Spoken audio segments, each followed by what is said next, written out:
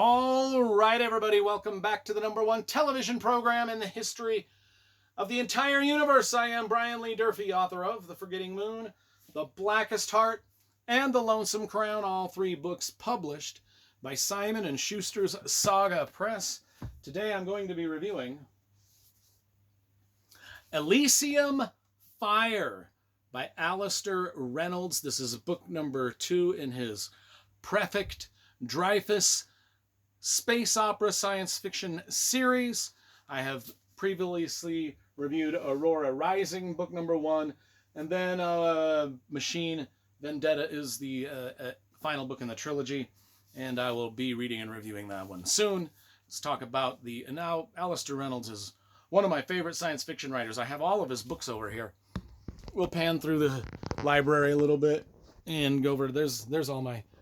Oh, there's a piece of debris in front of him. Anyway, those are my Alastair Reynolds books collection right there. I've got them all. Anyway, let's put this back where it belongs and talk about Elysium Fire, book number 2. Let's talk about the cover first, because you know I love graphic design and cover illustration. And by God, do I think the publisher went to a minimal effort on these covers. I mean, holy fucking shit. Every single one of them. Book 3, we got a purple ring. Book 2, we've got yellow. And book 1, we have red circle. I mean, you look at these, even on the back, then you look at at least the spines match. That's fine. But the covers, they literally just mailed it in on these. I mean, my God. I mean, I understand what the circle is. It's the glitter band. I understand they were going to this thing of light, planets that are around. Anyway, it's the glitter. It represents the glitter band, but it's just, if they paid, there's so many wonderfully talented illustrators on the planet now that can do spectacular illustrations. I mean, and I understand you have to pay for that. And so if they're going to go minimal on this, I pray to God. Yeah, they got the cover image from Shutterstock, which I don't know what the hell that is. But anyway, I pray to God they didn't pay more than 10 cents for this. I hope this was just the art director just pulling something off the internet and slapping it on there. And they didn't pay anything for it. Because you can't pay for this. Anyway, that's my. And the thing is Orbit Books usually does fucking amazing covers. Anyway, enough of that. Okay, prefect. What is a prefect? Prefects are like because this is book number 2 in the Prefect Oh God, I'll edit that out. Prefect Dreyfus series, book number 2. What is a prefect? A prefect in this space opera science fiction world is a CAI, FBI, police, 5-0, whatever you want to call it, investigates everything in this vast universe. All planets under the same government. The glitter band, it's 10,000 artificial habitats and worlds circling the planet Yellowstone. And the glitter band is home to millions of people. And the planet is too. It's just, so imagine this is the glitter band and the planet is somewhere in here, circling it, whatever. Prefect Dreyfus is one of these police investigators, part of the Panoply headquarters. In fact, Panoply is one of the habitats in here. It's specifically the headquarters of the police, the investigators. The people that keep law and order in this glitter band. It's the home. So Dreyfus, he's made a bit of a name for himself, a bit of a famous person in the glitter band now, based off of events that happened in Aurora Rising, book 1 over here. If you want to watch my review of that, just type in Aurora Rising, my last name, into the YouTube search bar. I swear to God, through some sort of magic, that review will appear. Anyway, that's Prefect Dreyfus. He's our main guy. Thalia is another one of the investigators. in the beginning, I mean, this opens up with a dynamite scene, and a few things are going on that are just really cool.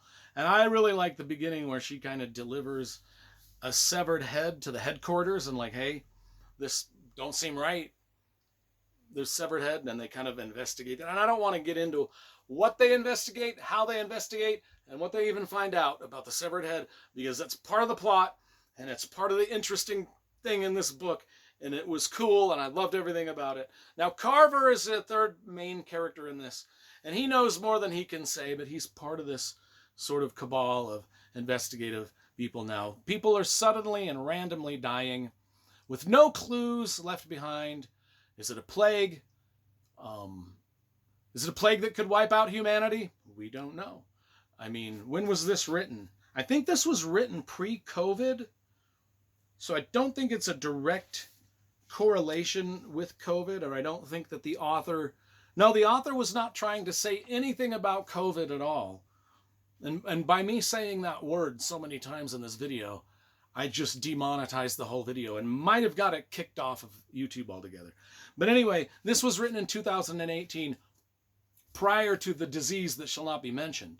So a lot of the stuff that is discussed in this book is about plagues and about viruses and things like that, and how society would react or might react in here to it. And I was kind of like, all right. I mean, this guy called some of it before it even happened in real life. Anyway, will this plague? Is there a plague? What's going on? Panic and crisis. You know, whilst all this panic and crisis is going on and these investigations are going on, one thing I like about these books is, even though it's space opera adventure, even though it's a very high science fiction, very technical science fiction, it's got a lot of science fiction gadgetry and ideas in it. Where was I going with this? You know, it's got all of that going for it, and it's a police procedural. That's literally what it boils down to. It's like Harry Bosch, Michael Connelly in space. It's like any police procedural series you've ever read, you know, John Sandford or Dennis Lehane or James Lee Burke. But set in outer space and written every bit as well as those aforementioned brilliant mystery writers. That's what it is. Now, amongst all of these clues, we're given the severed head that's found, this plague that may or may not be wiping out humanity. Arises a charismatic figure, sowing insurrection, convincing a small but growing number of habitants of the Glitter Band to break away from the Glitter Band and form their own deal, do their own thing, disobey the police and the government. Now, this could tear the 10,000 city state habitats apart. These habitats that are orbiting the planet Yellowstone in this Glitter Band could be torn apart because of severed head, plague, or not plague, and then this charismatic leader, this cult leader. That has a lot of parallels to today's day and age. Boils down to a tale of murder, cultists, memory and power, corruption and idealism. There's a lot of big, wild science fiction ideas in this book that is just cased in the storytelling frame of a great, great murder mystery. As was book one, and I'm assuming, oh no, this is book one. As was book one, and I'm assuming book two. Has to be. I really like this writer, and I really like his books. And I think that's cool that we've got this series of Prefect Dreyfus, our main investigator, and his crew of police just doing investigations in outer space. That's cool. I'm going to give this a 9.5 out of 10. Nearly perfect, as was book one. I can't wait to read Machine Vendetta